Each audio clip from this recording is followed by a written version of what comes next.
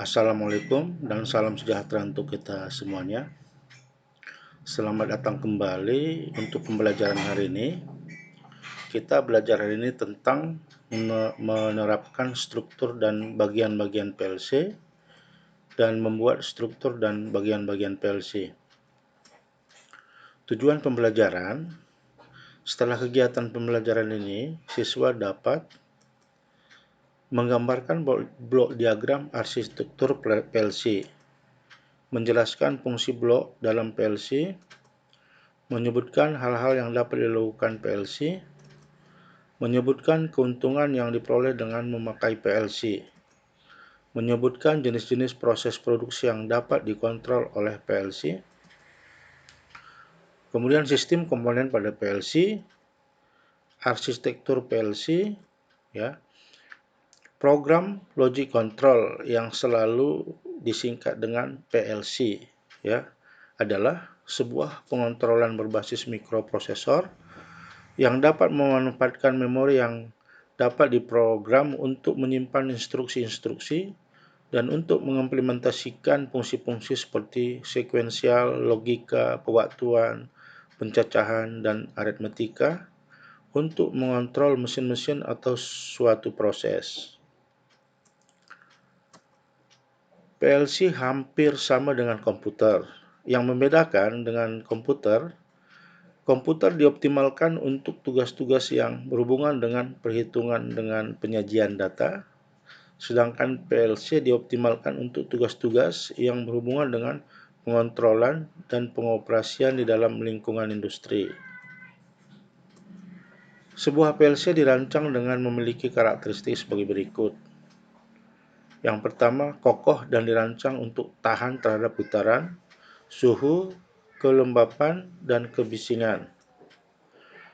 Antarmuka untuk masukan dan keluaran, mudah diprogram dan menggunakan bahasa pemrograman yang mudah dipahami. Inilah salah satu contoh PLC dengan tipe CPM1A. Pada umumnya PLC mempunyai 5 komponen dasar. Yang pertama, unit prosesor atau Central Processing Unit atau sering disebut CPU. Yang kedua, unit catu daya. Yang ketiga, perangkat pemrograman. Yang keempat, unit memori. Yang kelima, bagian masukan dan keluaran atau antarmuka. Struktur dasar PLC, Jadi struktur dasar PLC ini kita lihat di sini adalah ada komputer. Komputer ini nanti fungsinya adalah untuk membuat sebuah program dalam bentuk ladder diagram atau bentuk yang lain, bahasa program yang lain. Tapi kita nanti belajar di sini adalah bentuk ladder diagram. Di sini kita buat pemrogramannya, nanti dihubungkan melalui kabel data dengan jalur komunikasi. Kemudian PLC ini juga dilengkapi dengan catu daya, dan jalur tambahan. Kemudian di samping itu yang paling penting adalah terminal untuk masukkan pengaturan di dalam PLC ini. Ada pengaturan masukannya, di sini nanti yang kita hubungkan input-input, kemudian ada pengaturan keluaran yang kita hubungkan dengan output. Prinsip kerja PLC di sini, ini input tadi adalah push button, level switch, Kemudian outputnya adalah bisa seperti relay, coil, motor, Kemudian PLC-nya sendiri nanti yang dilengkapi dengan CPU, ada power supply dan prosesor. Jadi nanti sistemnya adalah jika inputnya bekerja, maka outputnya bisa bekerja juga sesuai dengan pemrograman yang kita inginkan. Kelebihan menggunakan PLC yang pertama, PLC yang sederhana dapat mengendalikan berbagai situasi industri. Setelah pemrograman selesai ditulis dan diuji, maka dapat didesain dengan mudah ke sejumlah PLC lainnya. Mempunyai kecepatan waktu respon, tersedia counter dan timer, penghitungan dengan kecepatan tinggi, memungkinkan pemantauan grafis suatu sistem pengendalian, dan lain-lain. Kemudian peralatan input dan output. Peralatan input, push button, limit switch, switch, level switch, flow switch, dan sensor, saklar tekan. Kemudian untuk peralatan output, solenoid, LED, display, heater, lampu, timer, kontaktor, relay, coil, bell, buzzer, arm, sirine, motor listrik, dan lain-lain.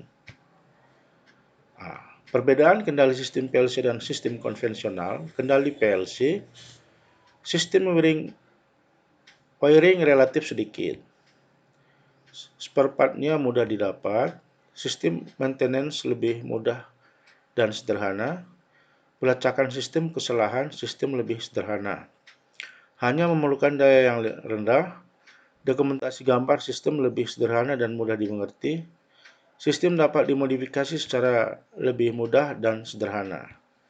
Kemudian kendali konvensional, sistem wiringnya lebih banyak, spare part-nya lebih sulit didapat, maintenance membutuhkan waktu lebih lama, pelacakan kesalahan sistem yang terjadi sangat kompleks, daya yang dibutuhkan relatif besar, dokumentasi gambar sistem lebih sederhana dan mudah dimengerti.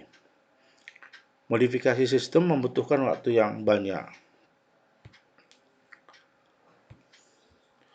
Keuntungan dan kekurangan kendali PLC. Keuntungan kendali PLC, fleksibel dalam penggunaan. Sistem deteksi dan koreksi lebih mudah. Harga relatif murah.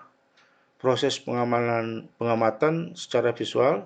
Kecepatan dalam operasi. Implementasi proyek lebih cepat. Dokumentasi lebih mudah. Kekurangan kendali PLC, teknologinya baru sehingga dibutuhkan waktu untuk mengubah dan menghentikan sistem konvensional. Penggunaan PLC tergantung pada lingkungan karena PLC memiliki beberapa sifat yang peka terhadap lingkungan di sekitarnya di mana PLC diletakkan. Operasi dasar PLC, sistem pemrograman sebuah PLC terdiri dari beberapa format seperti ladder diagram, function cut, statement list. Jadi ini salah satu contoh program menggunakan ladder diagram. Kemudian contoh program menggunakan function cut, statement list, ya. Contoh program menggunakan statement list.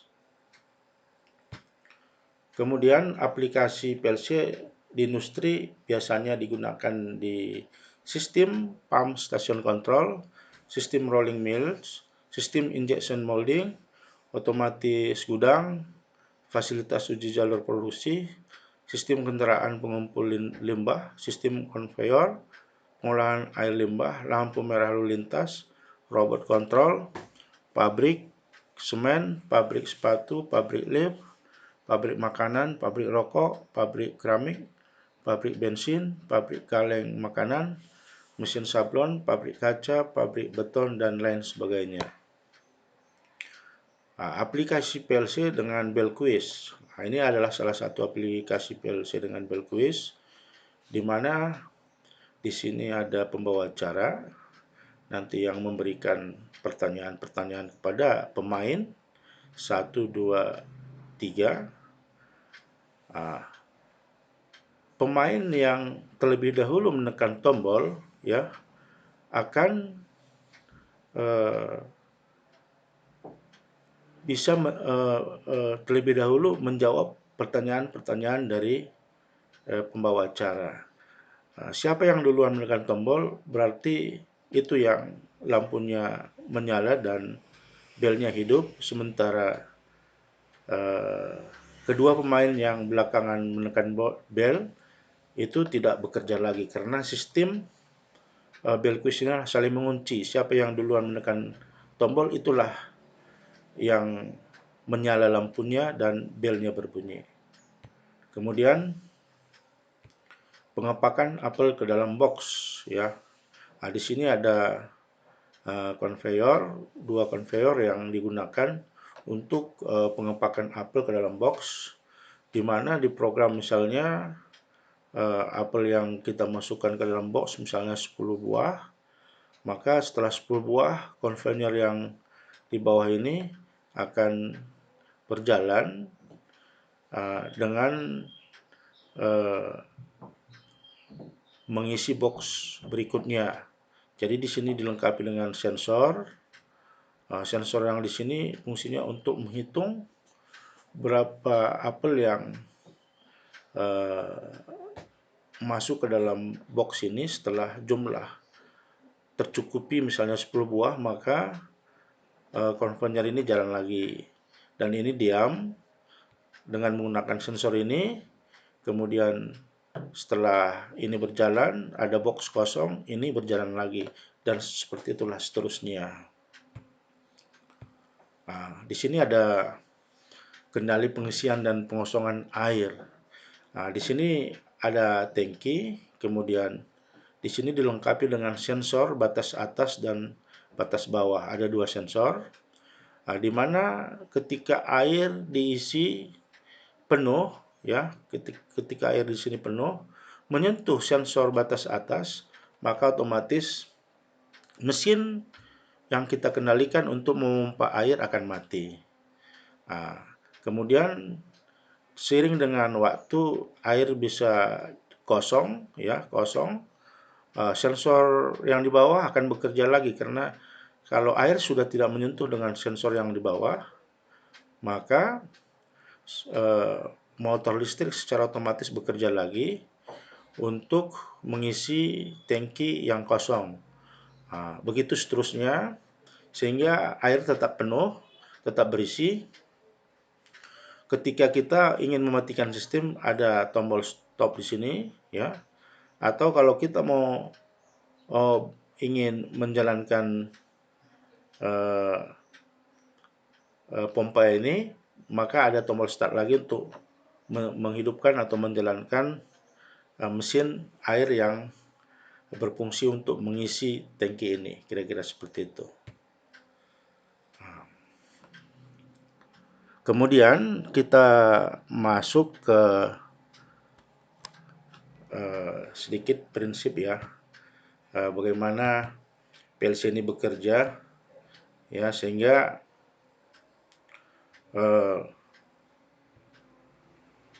di sini kita lihat gambar yang ada di layar ini. Di sini dilengkapi sebuah power supply, ya, power supply, kemudian outputnya motor dan lampu indikator, kemudian inputnya adalah ada push button dan PLC itu sendiri, ya. Jadi intinya satu daya yang kita ambil dari PLN ini menyuplai ke power supply dengan output daripada power supply ini adalah 24 volt, ya. 24 volt diberikan tegangan 220 volt dan keluarannya outputnya adalah 24 volt yang kita gunakan untuk pemberian satu daya kepada peralatan input daripada PLC ini tersebut. Jadi tegangan inputnya adalah 24 volt, di mana yang kita hubungkan adalah dari tegangan 24 volt ini ke COM dan alamat yang kita pilih. Misalnya di sini kita pilih 03. Kemudian ada tegangan 220 yang kita berikan ke PLC ini yaitu pada L1 dan L2. Ini diberikan untuk power supply pada modul-modul yang ada di dalam PLC. Artinya tegangan yang diberikan 220 volt, nanti keluarannya tetap 24 volt. Jadi begitu juga kita lihat di sini outputnya adalah bisa berupa motor listrik dan lampu indikator. Jadi di sini ada COM ya, ada 2 COM masing-masing. COM yang pertama ini untuk alamat 00. COM yang kedua ini adalah untuk alamat 01. Jadi untuk alamat 00 itu dihubungkan ke lampu indikator. Ya, untuk alamat 01 kita hubungkan ke motor listriknya. Nah, jadi kita ambil langsung netralnya dari netral dari tegangan 220 volt langsung. Karena ini tegangannya 220 volt dan ini pun tegangannya 220 volt. Ya. Jadi penyuplaian tegangan untuk output ini adalah tegangan 220 volt, sementara inputnya hanya mengoperasikan input itu di dalam PLC itu tegangannya hanya 24 volt. Nah, kira-kira inilah yang perlu dipahami nantinya untuk merakit PLC untuk misalnya menggerakkan motor listrik dari satu tempat. Ya, itu yang perlu Bapak sampaikan supaya lebih jelas.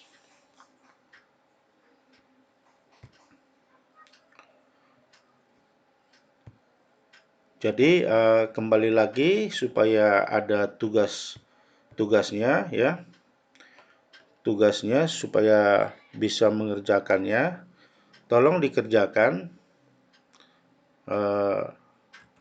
tugas yang Bapak berikan ini ya. Nah, ini ada tugas, gambarkanlah blok diagram arsitektur PLC, jelaskan fungsi blok dalam PLC, sebutkan hal-hal yang dapat dilakukan PLC, sebutkan keuntungan yang diperoleh dengan memakai PLC, sebutkan jenis-jenis proses produksi yang dapat dikontrol oleh PLC. Nah, silahkan dikerjakan dengan baik supaya materinya lebih dapat dipahami dan lebih dapat dimengerti. Selamat bekerja dan terima kasih.